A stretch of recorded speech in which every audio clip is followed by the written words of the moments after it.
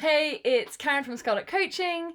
Now, this week I had a singer ask me the question, how do you sing when you are literally shaking on stage?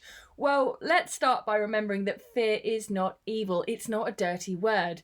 It can be essential for helping us to stay safe in the world. Now, if you think back to prehistoric humans, the world that they lived in was pretty dangerous, with all kinds of threats literally lurking around every single corner. Other humans, the weather, saber-toothed tigers, other scary beasts.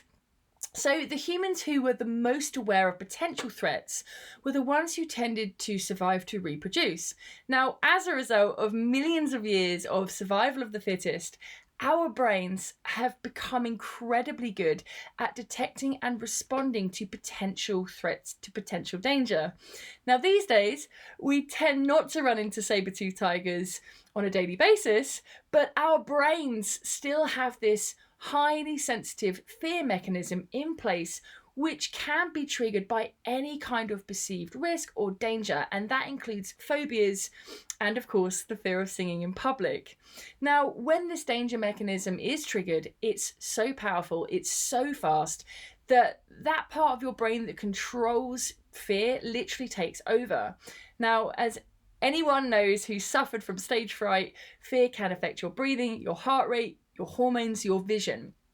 Now, this is what happens when we detect a potential threat. You have input coming in from your senses all the time. So sight, smell, touch, hearing, taste. And what happens is your brain interprets this information and it adds context based on your past memories, your fears, your beliefs, and your habits.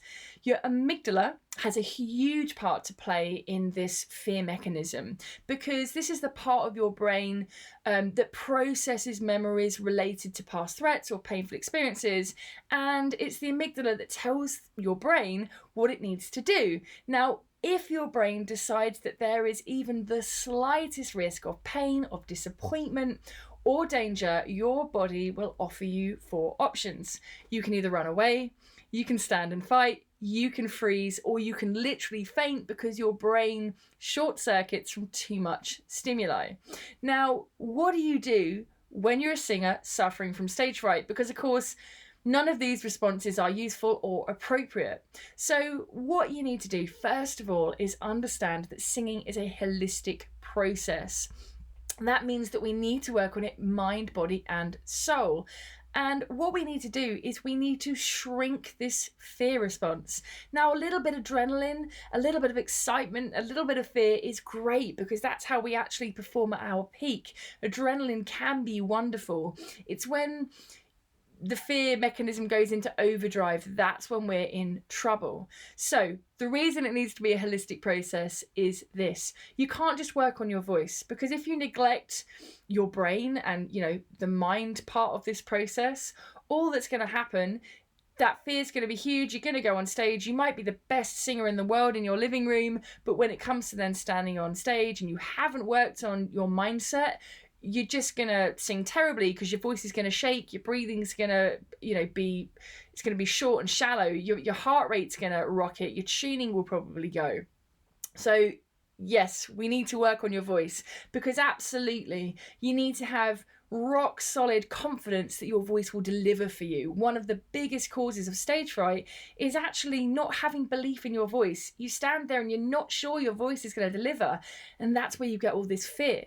So we also have to work on the mindset though, because as I said, you could be the best singer in the world, but if you've not been working on your brain, on your mindset, then when it comes to staying on stage, it's all going to go wrong. You have to work on both in tandem. Now, once you've got to the stage where you've worked on your mindset, you've worked on releasing those negative beliefs, these, disempowering thoughts that just don't serve you anymore, and you're really confident with your voice, it's going to deliver, then you can start working on a plan, because it is so important when it comes to stage fright to build up positive experiences, because that's how we shrink the fear. That's how we teach our brain that actually singing in public or performing, it's really not that bad. Okay, it's not that bad. oh my gosh, it's actually really nice. And when the crowd responds positively, then we get these happy hormones. And, you know, that's when everything gets better and you can really build on that. The worst thing you can do, guys, is kind of think, oh, I've just got to push through it. I've just got to push through. Because if you go on stage and you've got stage fright and you have a bad experience, what's going to happen is that fear is going to grow.